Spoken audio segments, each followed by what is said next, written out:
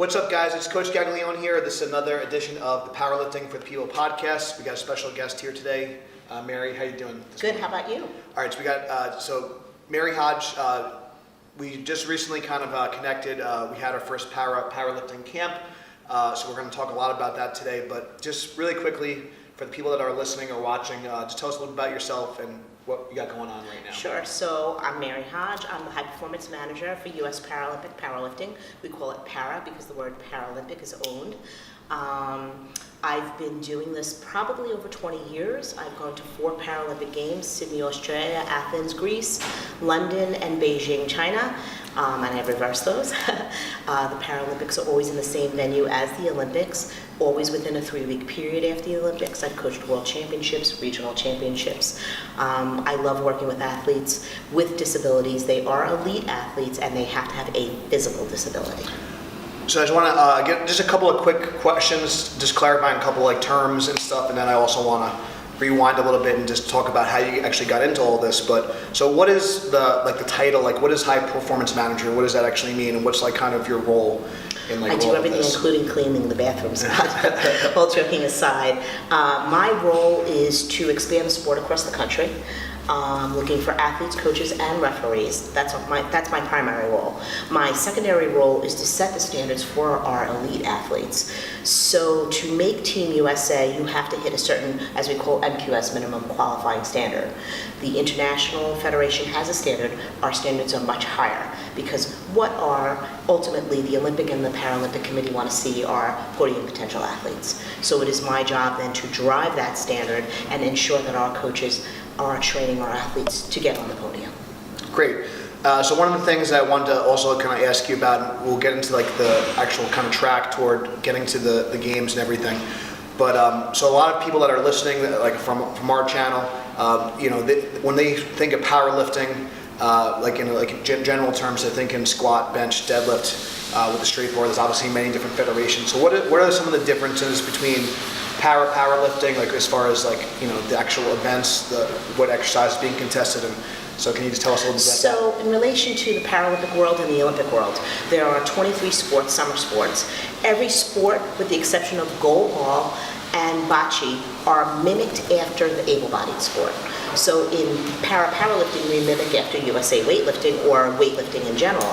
In weightlifting, as you said, there are the 3 different events. In powerlifting, we only have the bench because we have athletes of various and sundry disabilities such as dwarfs, cerebral palsy, MS, MD, spina bifida. So you have an athlete in a wheelchair, you have a short-statured athlete, you have an athlete with crutches. Those athletes all have to be made to be on the same playing field to bench. So how we do that, or how the federation does it, is by having everybody lift their legs off the floor. So any athlete, no matter who they are, whether they're a stander or in a wheelchair user, has to lay down on a bench with their legs up, and then that creates the same playing field based on body weight class and sex, of course. Great. Yeah, so I know, like I said, I've been involved in, powerlifting for 12 years, and I remember I actually spoke with Caitlin yesterday, which we had a great conversation. I remember I've seen some like videos here and there, but I noticed that especially like on social and the internet and stuff, a lot of times like the word, it's not always clear. As far as power, the words weren't always used. You might see like a video of someone bench pressing. The bench is a little bit different. So what are like some of I know like the equipment's a little bit different, some like the rules. So what are some of the other like kind of differences? So basically our bench is longer by about 3 feet than an able-bodied bench. We call it an AB bench, and it's also wider. That then accommodates the athlete that has to put their legs up. So as an example, we have someone in 107 plus. We actually have 2 male athletes in 107 plus. One of our male athletes is coming in at over 350 pounds of body weight. That person is not going to lift on a small bench like this and be able to put his legs up. Yeah, they're just not going to fit. Right. He has a spinal cord injury. Our other athlete in 107 plus has a below-the-knee amputation. So clearly he could bench on an able-bodied bench, but that's not the sport. So basically in the end, what it does is it takes out everything from your hips down. So it truly is a contest of upper body strength. Great. And I know, and maybe if you want to talk about it a little bit, I know like some of the athletes, they strap in and stuff. I know like, so in a lot of federations, there's some different commands I know in para, there's no like actually press command, but there's start commands, there's rack commands. Are there any other differences in like the rules? So the bar is Things 45 like that? pounds. Typically, the current leader in equipment is a Leica, which is similar to able-bodied. As I said, the bench is longer and wider. The bar is 45 pounds. When the bar is taken out of the rack, you get a start command. The referees wait for the bar to be completely motionless before the athlete can move. They have to hold it out of the rack, motionless. The ref will say start. They bring the bar down. They must hold it completely motionless on their chest. Now, the way the rule reads is it's a stop in motion. So for athletes in the smaller body weight classes, the referees look for a distinct stop. No pause, no dump, no bump, none of that, no bounce. For the heavier weights, they can kind of get away with a real short stop and go. And then you ascend up and you wait until you hear rack before you move. Great. Yeah, so a lot of the, the rules are similar, but there are definitely some differences, and that was one thing, we had a clinic here, which we'll talk about a little bit later, and, it was definitely very eye-opening and kind of learned a lot. And especially for someone that's really completely new to the sport of the bench press versus just kind of kind of bro lifting in the commercial gym. Right. You may be able to think, I could put up, 300 pounds or 400 pounds, and then with commands with a certain standard. Yes. That number changes. I think the stop on your chest pretty much is really at the stop without bouncing or descending in is really what makes the difference in an athlete. Let's just put it this way. The strongest man in an able-bodied sport is the highest body weight and who lifts the most. In powerlifting, the strongest man is from Iran. His name is Simon Rahman actually, and he is benching over 608 pounds currently with a complete stop on his chest. Yeah. So that just shows you the eliteness of these athletes. It's really impressive to watch, and I know a lot of the athletes, sometimes they'll actually even take the bar out themselves. Yes. They're really showing, and I know like with the judges, and I think in both sports, whether it be the powerlifting or what you guys may know as traditional like kind of powerlifting for able-bodied lifters, that showing that control and showing that stop and really kind of making sure that you're in control of the weight can make a big difference. So Absolutely. Very cool. Yeah. So I know you've been doing this for a long time, so I want to kind of rewind a little bit and get back. So I know we are actually certified through the same kind of governing body, right. which is cool. So that's how we connected and met, and always trying to learn and get better. And even though we've both been doing this a long time, over a decade. How did you get started just training people, getting into personal training? What made you kind of decide that path? So my full-time job is cerebral palsy Nassau, and so I work with persons with disabilities. And what happened is I started a team, a local team, because what I found is athletes that are severely physically disabled tend to be overlooked when it comes to sport. I'm a sport person. I love sport. I've always loved sport. I love football. I play sport, not as well as I coach it. And so a gentleman came up to me when I was probably 22 or 23 years old and said to me, hey, can you teach me how to bench press? And the gentleman happened to be in a wheelchair, and in my very unknowledgeable and silly behavior, I said to him, you absolutely cannot bench press. And so he looked at me. Disregarded it. Yeah. He looked at me, he said, I'll bring you a videotape. And so to date myself a little bit, since John already said it's a decade, he brought in a VHS tape that Monday. That's funny. And the young kids out there. right. Look up VHS. And I popped it in at home, and I thought, holy moly, people with disabilities in physical limitations in wheelchairs can do sport. Yeah. At the very end of the tape, it told me to contact somebody in Rhode Island who no longer has that office. I contacted him. He put me in contact with one of our now high-performance coaches, Michael McDevitt in Pennsylvania, and Michael really took me under his wing and showed me the way. Then in 1998, women started competing for the very first time internationally. So I was invited to my first international tournament to coach. And I'll be truthful with you, I was the assistant coach, but I think I was the bag holder. All I did was load, rack. You're getting experience, yes. You're kind of learning. Yeah, sure. And so absolutely. from that, then I went on to Sydney. The head coach injured himself 3 months out, and so that's how I got chosen to coach on that team. And again, I was the bag holder as the assistant coach. But you watch and you learn, and over time I've picked up a lot. I've also become very friendly with the chairman of the IPC, International Paralympic Committee. And so I was then able to learn from him and go under his wing. And between that and our federation that we're trained under to personal train, that's really how my experience has come. Was there any like kind of maybe defining moment or just a situation, or maybe it was with meeting that gentleman, seeing what he could do, that you decided that you really wanted to kind of specialize with working with athletes with disabilities, or like, because obviously seems to be like a big part of your life. You spend a lot of time and energy into it, so obviously it's something that you're really passionate about. Was there ever like kind of a key moment where you kind of decided that you really wanted to do this long term? And so, truth be told, you took the line right from me, and it makes me so happy that I came here today to talk to you. Yeah. Because passion is the key. Yeah. I think any of you watching will know, if you're passionate about something, whether you can make money in it or not, if you love it, you're going to pursue it. Right. I love coaching athletes with disabilities. It's amazing to sit back, help them, assist them, and sit back and watch them fulfill their dreams. Not everyone's going to be a Paralympian, just as not everyone's Sure. going to be Olympian. We are on the same track, and it takes a lot. It takes a very special personality, emotionally, physically, dedication beyond dedication to become a Paralympian and Olympian. But to see an athlete possibly make a world championship, to see them make a regional championship, to see them hit an MQS at a national is incredible. And to know that I've had a small part in that, or I've had a small part in training their coaches Sure. to that, is incredible. Part of the reason I'm happy to be with you, first of all, obviously seeing you and watching you through personal training classes and just seeing who you are ethically and your integrity is huge to me, because that's huge for our sport, or any sport, but I can only talk about ours. And then knowing that you're willing to take some of these athletes really far is amazing to me.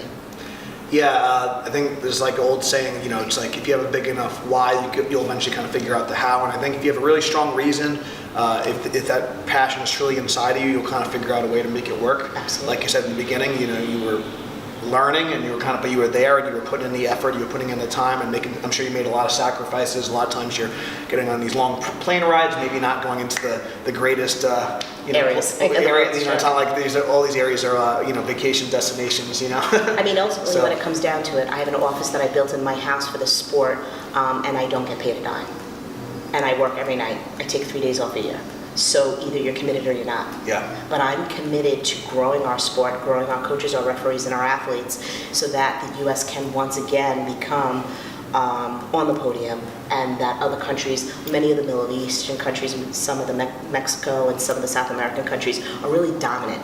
I'd like the United States to be dominant. That's my goal for our athletes. I think that's a fantastic goal, and I know even for myself, I think kind of echoing what you said, just knowing you had a hand in seeing these personal records, seeing these athletes, like, whether it be a local meet or on a big stage, like seeing them perform their best, climb the ranks, get on a podium, I know that's like really special to me. And, it's for a lot of these athletes, it's like, you have that like little glimmer of success for that moment, but how many months and even potentially years Absolutely. it takes to get to that point, and seeing all that time and effort like kind of pay off. Well, just I even think that's having huge. Dave Page here a few weeks ago. Dave is above the knee double amputee. He was with us for last quad, which is a 4-year period, and in the Rio qualifier, he just didn't perform as well as he could. Very disappointing for him, disappointing for us. But we believe in him, and we know he can do well. And here we are 2 years in, and he's number 7 in the world. It's amazing. So he climbed from below 25 to 7 in a period of maybe 2 years. So sticking with it, and sometimes your time is when your time is. Right. And I think for, as far as powerlifting is concerned, a lot of this, especially, it's getting more popular, it's getting a little bit more exposure, and I know like a lot of people are not even aware of this offshoot of powerlifting, and I think this could be a whole, opportunity and just different avenue that a lot of these like disabled athletes, as amputees, can definitely take part of. So it's been cool, and I think one thing that's important to that you kind of talked about is kind of trusting the process, being patient. You talked about 2 years, 4 years, all this stuff, and a lot of times people, they want results like yesterday. So what are some of the things that you try to work with your athletes on a mental standpoint as far as like patience and putting in the work, and like how long does this like going to really take for some of these? I think it depends on the sport, but in the end, you could be a 4-year quad. We have an athlete, Jake Schromm. He's currently now he was in 97, he's now in 107. Jake's been with us, this is his, I believe, 3rd quad. And Jake slowly but surely has moved up. He had a real good shot at Rio, but he didn't make it either. He was much closer than Dave, but it's really hard to be the top 8 in the world. I mean, let's face it, the top 8 in the world is no joke. Sure. And so Jake is now with us for a 3rd quad, and currently I think Jake is somewhere in the neighborhood of 4th in the world. So do I think he'll get a slot to Tokyo? I'm pretty confident he will. We're 2 years out, we'll only see. But it could take a 4-year quad. So 4 years of training, eating right, giving up friends, not going out with your girlfriend, your boyfriend, your family members, Yeah. At Thanksgiving eating a smaller plate when everybody else is manjing. That's the dedication we're looking for. We as coaches are willing to dedicate ourselves and be passionate, and we're asking for our athletes to do the same. Yeah. So obviously, going from like a recreational level to obviously this is, an Olympic sport. Right. It's a big commitment, and so it's important. So maybe if someone, I know you mentioned it a little bit, but can you recap like who would actually qualify to be kind of eligible? Because I know there's some different requirements for certain people. So anyone with a physical disability in their lower body. If you have a limb loss in your arms, you cannot qualify, unfortunately, for parasport. That's probably more in the CrossFit world. They have divisions, but you must be able to also wrap your thumb around the bar. So even if you have full limb and limb use but can't do that, that would be an issue. If you're only visually impaired and do not have a physical disability, you also don't qualify. Any other physical disability will qualify. There is a classification system.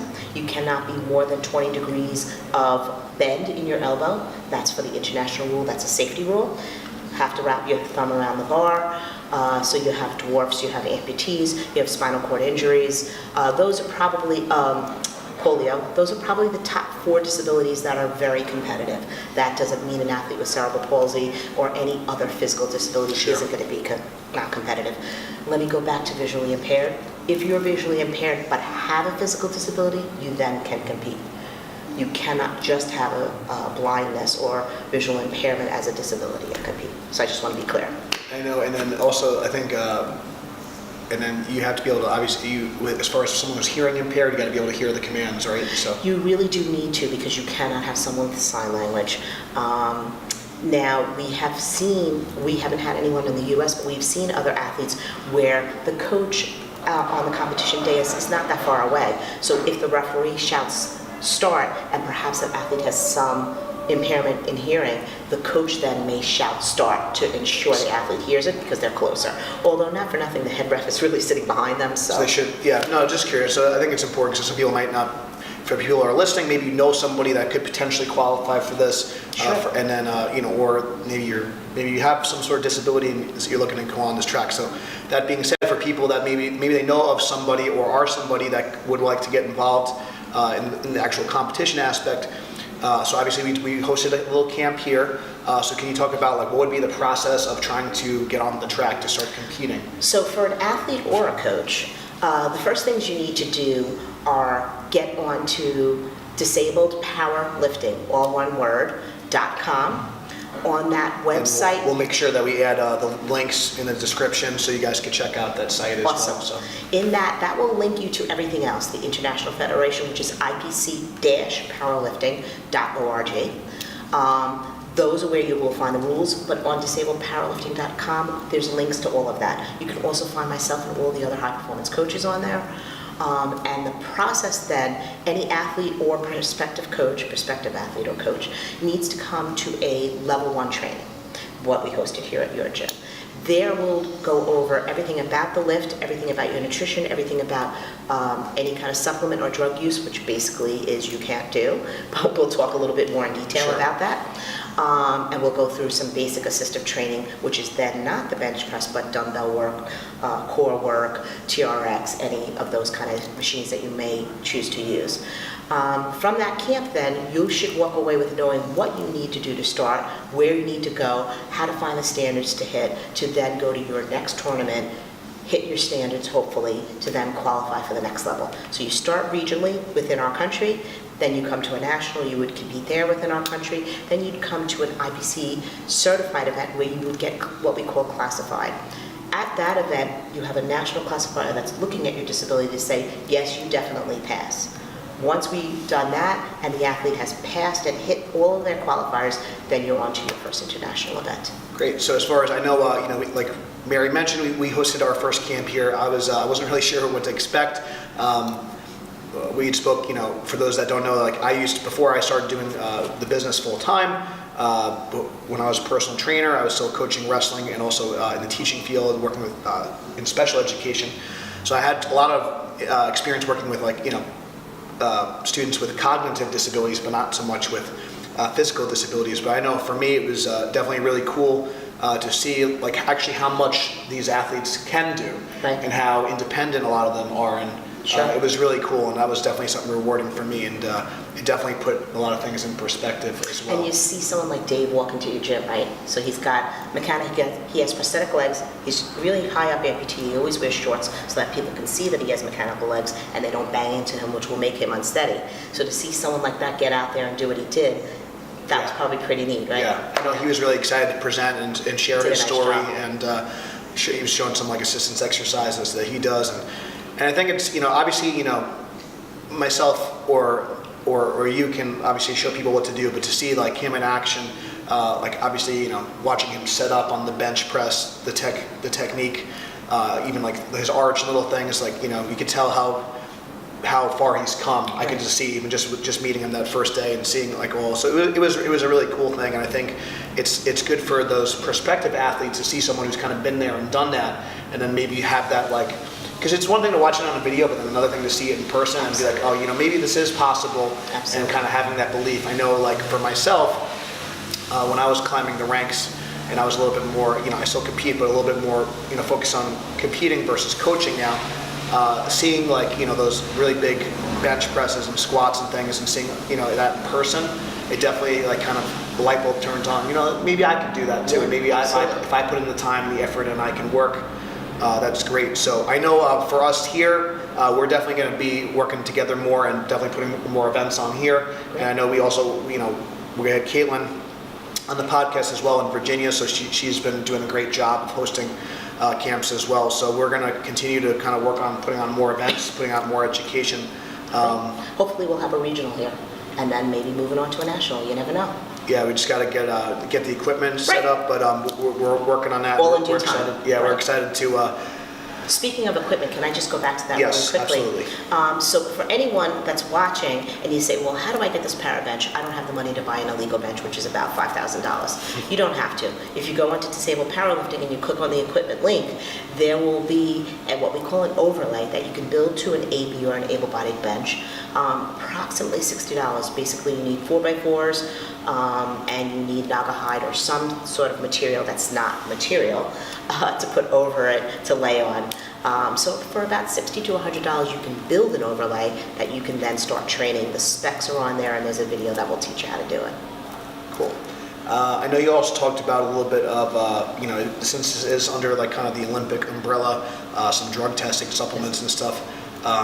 What are some things, if someone is looking to get into the sport, what are some things that people should kind of watch out for, just be aware of if they want to kind of get on this track and make sure they're kind of following all the rules and upholding the standards So, the sport? In the end of the day, what the USOC, the United States Olympic Committee, and the United States Paralympic Committee, which are brother and sister, what we have to follow and are mandated to tell all of you is no supplement is FDA regulated, Food and Drug Administration regulated. So because of that, we do not approve anyone taking any kind of supplement.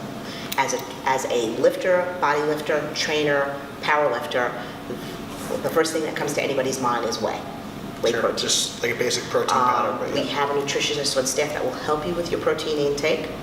And there are some things that have been tested and are definitely clear, which I today can't say, but when you come to a camp, you'll hear. But basically, any supplement is a no. If you eat properly, you can get pretty much what you need. Sure. After that, in relation to any kind of medication that you're taking, you could go onto USADA, United States Anti-Doping. Yes, those are the same people that brought Lance Armstrong down. You can go onto their website, and anyone can access that and find out if they're taking a medication. You can type it in, and it will tell you if it's approved within the country, approved for competition, approved outside of the country. And just to my understanding, for people watching, like people are like, well, why can't I take a protein powder? There is potential that even if it is, like say, a clean substance, it might be cross-contaminated. It might be like done in a factory with a banned substance, maybe a little trace particles get involved. Is that correct? Is that correct? That's absolutely right. So you just sometimes you just don't really know, since it is a kind of like a highly unregulated field. You get these proprietary blends. You don't really know how much of the ingredients you're getting in. So it's just something to be kind of aware if you are on an Olympic track. If you're just obviously lifting recreationally, and that's kind of a different story. But if you do want to get on the Paralympic team, these are important kind of things to know. Or Olympic track. Any sport that's governed by USOC and US Paralympics is every coach will tell you the same thing: supplements are a no. The end. And for like some of the able-bodied lifters that are competing in like the USAPL, which is obviously a drug-tested federation as well, they have very similar rules, kind of following those USADA, WADA, and all these like different guidelines. So obviously check your rule book and everything, but it's always better to kind of be safe. Absolutely. And kind of know what you're putting in. And you just want to know what you're putting in your body, like exactly. Anyway, I think that's important. And once you come to one of our camps, all of our coaches and athletes will start getting what's called Smart Bites, which is written by one of the dietitians at the USOC. They put it out weekly, and so it's summer. People want to drink smoothies. There's a healthy way to drink smoothies without putting whey protein, but still getting protein in it. And so nutrition. they send actually, every week they send a recipe of healthy things that our athletes, coaches, trainers can make, that then you'll have no compromise, knowing what our athletes, no matter what sport they're in, are looking for.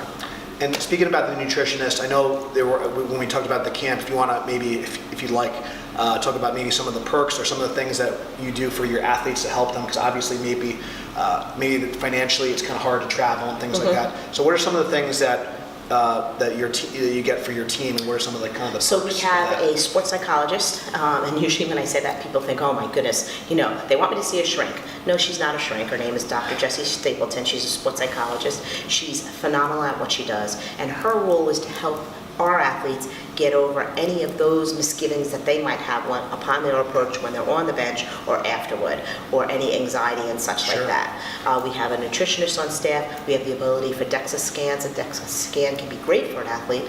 They come in, they see exactly how much body fat they have and what's going on. Then they work with our nutritionist, and then they come back in 6 months, get another scan, and they see how successful they've been. So we've got sports psych. That could be really helpful for us figuring out like what optimal weight class maybe you want to be in. Exactly. Things like that. And that could obviously make the difference between maybe making the team and not, or not potentially. So. Diet is a major piece of it. Then of course you have the high performance coaches. You have access to that. I do video review personally as the high performance manager. Every other month, an athlete has to send me a video. It has to be a competition style video. So all I'm looking at is their technique. It does not have to be max. So it's really where they are in their training. So I follow them as they go. I have every video from every athlete. Really working the actual skill and making sure the standard of the lift is going to get white lights. So when they get, that's exactly right. When they get to their first international tournament, the first one is the hardest. You've gone through classification, which is stressful, and now it's your first time in this big arena. You want to be prepared, and I'm tough on our athletes because I'd rather them have it tough before they leave our country. High standard, and they're and guess what? Yeah. Maybe someone else internationally might let something slip, but at least that athlete is prepared. Sure. So those are 4 or 5 of the things, and there's a host of others that I can't think of off the top of my head, but those are 4 or 5 of the packages. Just want to kind of cover our bases. So I want to just kind of harp on a couple of things. I think this is important no matter what sports you're in. If you hold yourself to a high standard in training, it's kind of like, they say hard training, easy combat, that sort of thing. If you're really strict with your pausing, your commands, you're getting the commands in training, practice how you play. When you get to the meet, it's going to be a lot easier. If you're kind of bobbling a little bit on your chest, maybe a little bounce, maybe you're not really quite stopping it, you're kind of gambling a little bit. It's going to be hard to pick your openers, it's going to be hard to pick your attempts, and you'd rather kind of be safe than sorry. And you could always kind of open light and kind of go up and make sure you're hitting a good standard. So I think that's great. I think the video review is something really powerful. Before we had, like we talked about the VHS, everyone's got like smartphones and stuff now. So record your lifts, watch it, and then how it looks, sometimes it's two different things. And obviously as you get more advanced, you get a better feel, you get a little bit more in tune with your body. The other thing I wanted to kind of also, you said like, because I think there is definitely still a stigma. It's getting better, but there is a little bit stigma of maybe getting therapy or seeing a psychologist and things like that. And I know for myself, I actually was dealing with a little bit of a lower back tweak a couple of years ago, and I was getting ready for a contest, and I wasn't sure if I was going to be ready to do it. And I remember one of my buddies, he's actually over here, Vinny DeCenzo, actually really fantastic bencher. He benched over 600 raw in 3 different weight classes. Whew. So he really accomplished bencher. Also did some equipped lifting. He benched 900 in a shirt. But anyway, Vinny always talked about how important the mental side of training is. And I think if you ask anyone, people would say like, how is the mental side important? Everyone would say yes. How much time are you spending working on your mental game? Amen. And it's usually the answer is 0. So I think that the sports psychologist, especially if you have performance anxiety, some people might be like rock stars in the gym, and then they get to the meet and then they kind of fall apart. Exactly. So I think I think that's a huge perk. You have to train that piece as well, because you have to be prepared for when you're in that warm-up room, all those other countries trying to intimidate you, are you a lot of things out of your control. Intimidating yourself. What's going on in that warm-up that could change and not be what you wanted it to be. But if you've prepared yourself mentally, you can block it all out and be focused on one thing, which is those 3 lifts. The end. Yeah, so I think the mental game is big, and we actually have some resources on that as well, which we'll include in the links. But so that's a big thing I just want to kind of harp on as well. So I think this has been great. I want to start to wrap up a little bit. So let's say maybe you're an athlete, maybe you want to potentially coach, maybe you want to help out at one of the events. If someone wants to get involved in powerlifting, whether, like I said, it be someone helping or actually competing, what advice would you give them, and like where would they start? So the advice I would give them is they should review the Disabled Powerlifting website. Everything they need to know is there, and there's also some video, so then they can kind of see really what they're getting involved in at whatever level it is, whether it's even a referee. Then after that, you'll be able in the contacts to find me. If you're looking to referee, I'm going to send you to our head referee, Stella Herrick, or her son, Rick Herrick. If you're looking to coach, you're going to stay with me, obviously, and my head coach, Butch Skovanak. If you're looking to be an athlete, I'm going to send you to one of our assistant coaches, who's a 4-time Paralympic athlete, Mary Stack. She's going to guide you and give you guidance into how to get to a regional event, how to get to a level 1, so on and so forth. And and eat well, take care of your mental, get to the gym. Don't only bench press, and you'll do all right as far as an athlete. Great. Man, I think that's pretty good. Is there any, advice to maybe someone who's maybe a little nervous or on the fence about trying this? What kind of advice would you tell someone if maybe they're just kind of... I would say try it. Kind of like the commercial, you don't know till you try. You don't know till you try. You're not going to come out of the box and lift 600 pounds and be able to stop on your chest. There's no one that's going to be able to do that. If you're benching right now with your legs down on the ground and you're benching 400, adjustment, yes, your bench is going to drop, but you'll get back there. So try it. Get to a gym. Just put your legs up on an able-bodied bench. Try it. See what you think. You're going to find you're using a lot more of your back. You're going to find you're going to need to work the back of your back, all of those muscles. Try it. And then give us an email. Yeah, I think it's good to just take that first step. Definitely check out the websites. Definitely check out the web links. Again, one of the things that we talked about, this podcast is called Powerlifting for the People, and one of the reasons why I think we connected so well and why I'm excited to get involved more in the power community. It's really showcasing these athletes with disabilities and seeing really what's capable. Right. It's really amazing, and it just kind of shows that no matter who you are and what your disability is, you do possess the ability to get stronger. Maybe not everyone can be an Olympian, but you do possess the ability to get stronger, get better, and this is a very viable option for competition in order to kind of improve yourself and just kind of be the strongest and best and version of yourself. And I will say to you, our competitive athletes, our national team, we have 14 athletes currently, they don't see themselves as a disability when they're on that bench. They're benching, they're strong, and they're competing. Yeah. Because this is a competitive sport, like all the other 22 Paralympic sports. And it is about getting out there and competing and representing the United States of America. And that is something that is an amazing feeling. When you walk Yeah, out it's a to a huge honor. stadium Yeah. and there's 100,000 people in the stadium and you look up and you see the American flags at the Paralympics or at World Championships, there's no feeling like that, to me anyhow. Yeah, I think it's an honor, and not everyone, like I said, gets the chance to represent their country. So it's definitely an amazing feeling, no matter if you're able-bodied or not. So I think that's really cool. So if you do want to get involved in powerlifting, whether you be an athlete, coach, referee, or you just want to help out, so you can check out the links below. Check out Disabled Powerlifting. You know, we're fortunate enough to have Mary. We happen to be very close to each other, so she's right on Long Island, which is awesome. So definitely stay tuned for more events in the future. If this interview helped you, or if maybe there's someone that you think would be good fit for competing or getting involved, definitely share the interview. Give the podcast a 5-star review. It helps other people find us. Thank you guys so much for watching. Until next time, stay strong, and we'll see you soon. Thanks, everybody.